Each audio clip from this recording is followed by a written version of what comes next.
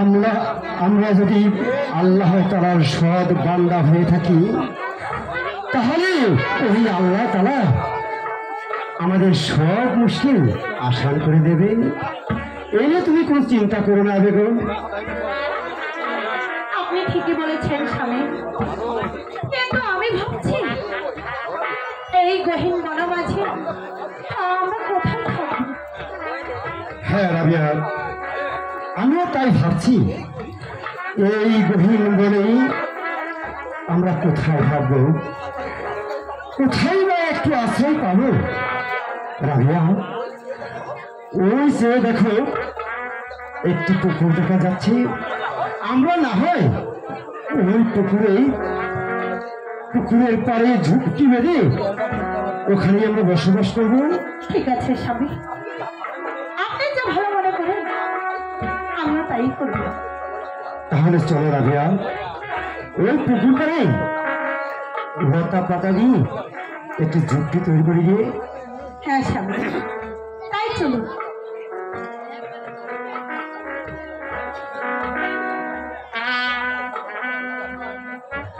রাবিয়া, আমাদের ঝুঁকি দেখো কত সুন্দরভাবে তৈরি হয়ে গেছে। স্বামী, স্বামী গো, ঝুঁকি তো আমাদের তৈরি হয়ে গেল, কিন্তু আমার যে বড্ড খিদে পেয়েছে, বড্ড ক্ষুধা পেয়েছে। আমাকে কিছু খেতে দিন। রাবিয়া, এই বনমাঝি আমি তোমার জন্য কোথা থেকে খাবার আনবো? স্বামী, স্বামী গো, খাবার না খেলে আমি যে প্রাণে বাঁচব না। রাবিয়া, তুমি কথা বলো না রাবিয়া, তোমাকে যে বাঁচতেই হবে। রাবিয়া, তুমি এই ঝুঁকটি মাঝে বসে একটু অপেক্ষা করো, আমি দেখি এই বনমাঝি কোথাও ফল জোগাড় করতে পারি কিনা। ঠিক আছে স্বামী, আপনি খুব তাড়াতাড়ি আসবেন। হ্যাঁ রাবিয়া, আমি যাব আর আসবো। ঠিক আছে।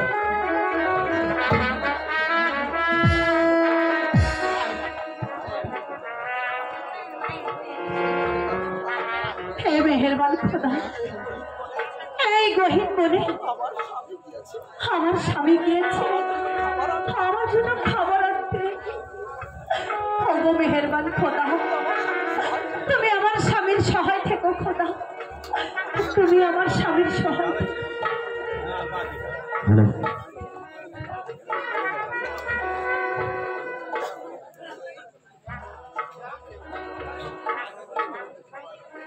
হে মেহেরবান খোদা, তোমার মহিমা বোঝার ক্ষমতা আমার নেই।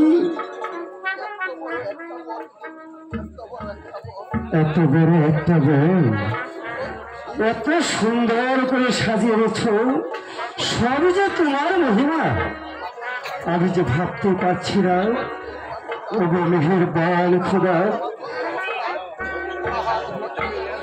আজ আমার যে অবস্থা, এখানে আসতে হলো। হে মেহেরবান খোদা, এমন কি অপরাধ আমি করেছি যার কারণে আমাকে দূরপাড়া সরে আসতে হলো? হে খোদা, ভালোবাসা কি অপরাধ? যদি তাই হয়ে থাকে, ঈশ্বর নবী কেন জমে থাকে? আয়ব নবী কেন বিবি রহিমাকে সিঁড়ি কেন ভর হবে? মজনুকে ভালোবেসেছিল, এই কি তাদের অপরাধ? তাই যদি না হয়, তাহলে তাহলে রাবিয়াকে ভালোবাসা আবার কেন অপরাধ হবে? হয়তো ওই ইরাকের মানুষের কাছে আমি অপরাধী, কিন্তু মেহেরবান খোদা তাআলার কাছে আমি কোনো অপরাধ করিনি, এই বিশ্বাস আমার আছে। রাবিয়া, স্বামী, আপনি এসেছেন? হ্যাঁ রাবিয়া, আমি এসেছি। রাবিয়া, স্বামী, আমি আপনাকে একটি কথা বলছি স্বামী। কি বলবে বলো রাবিয়া? স্বামী, একজন সৎ মুসলমানের সবচাইতে বড় সম্পদ হলো তার ঈমান। হ্যাঁ রাবিয়া, তুমি ঠিকই বলেছ। স্বামী, আপনার ঈমান যেন কখনো নষ্ট না হয় স্বামী। রাবিয়া, এই তো আমি তোমার গায়ে স্পর্শ করে প্রতিজ্ঞা করছি, আমি বাকি জীবনে ওই আল্লাহকে দোষারোপ করে আর কোনোদিন আমি কোনো কথা বলবো না। রাবিয়া, আমি তোমার জন্য বন থেকে এই কিছু ফল নিয়ে এসেছি। চলো রাবিয়া, এই ফলগুলো খেয়ে আল্লাহ তাআলার শুকরিয়া আদায় করি। ঠিক আছে স্বামী, তাই হবে। এসো এসো রাবিয়া, তুমি আর আমি বসে ফলগুলো খেয়ে নেই।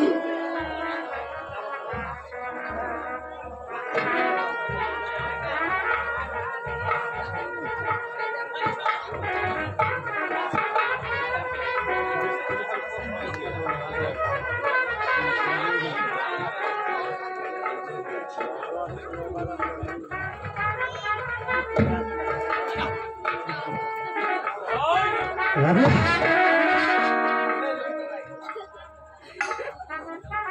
আজ আমার মনে কি হচ্ছে জানো? কি হচ্ছে? তোমাকে পেয়ে আমার মনে হয় এই পৃথিবীতে আমি যত কষ্ট করেছি কেন, সব কষ্ট ভুলে আমার মনে হচ্ছে আমি এই পৃথিবীতে কি জানো, কি? আমি সুখী। কতটা সুখী? আমার মতো এত সুখী নাই তো কারো জীবন, নাই তো কারো জীবন। করেছে ভালোবাসা ধরালে মায়ার বাঁধন, জানিয়ে বাগান ছিল বলে আসবে আমার আমার মতো এত সুখী নয় তো কারো জীবন, নয় তো কারো জীবন। সুখী।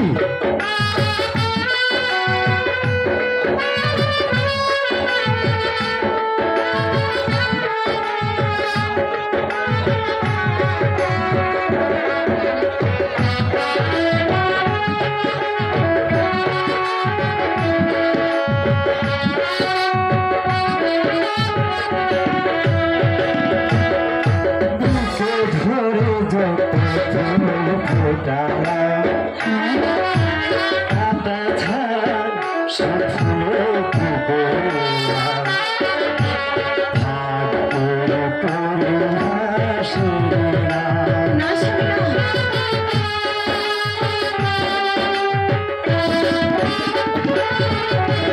বুকে ধরে যত ফুল ফোটালা সে ফুলের কাঁটা ছাড়া কি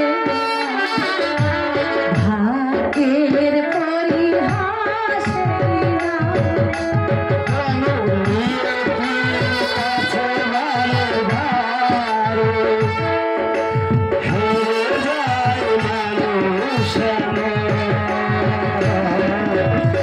আমার মতো এত সুখী নয় তো কারো জীবন,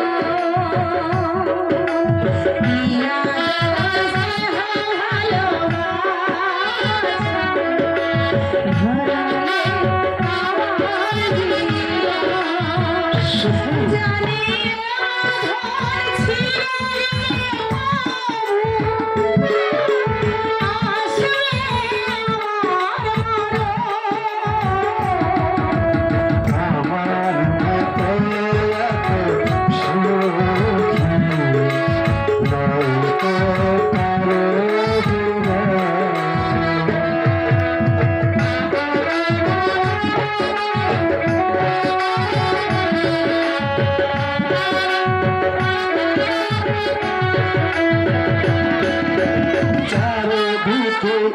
নিরাশার আলোচন কি আশায় ডুবেছে খেলা স্বপ্ন ভেঙে বুকে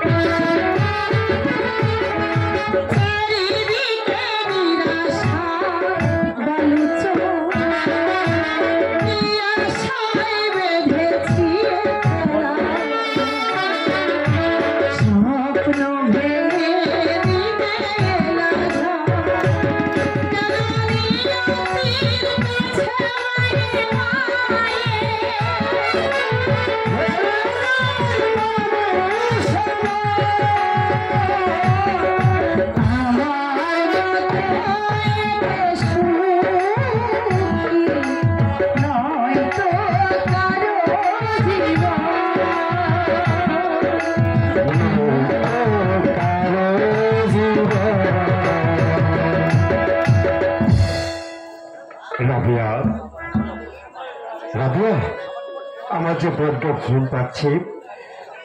রাবিয়া, আমি একটু ঘুমাবো, তুমি আমাকে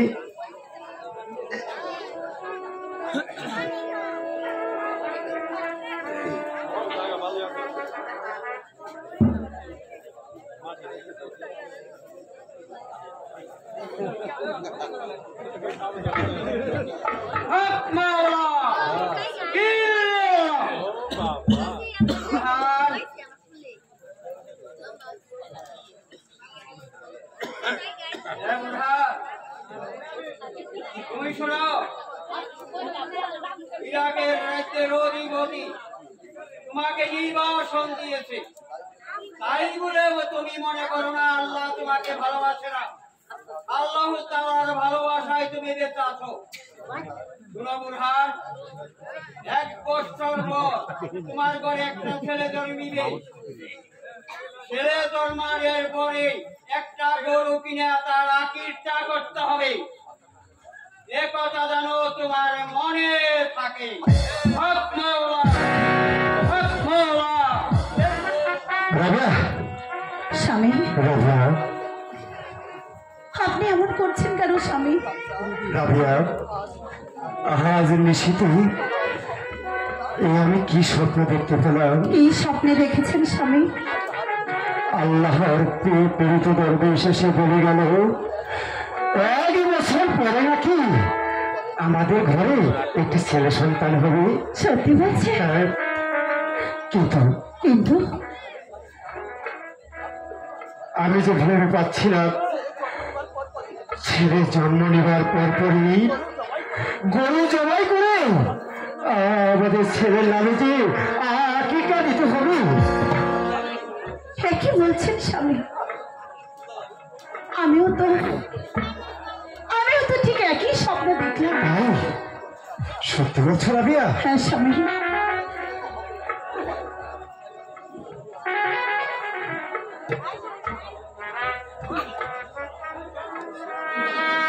কি স্বপ্ন দে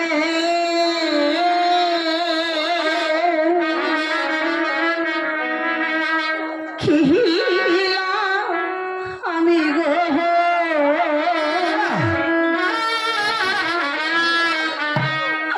রাতির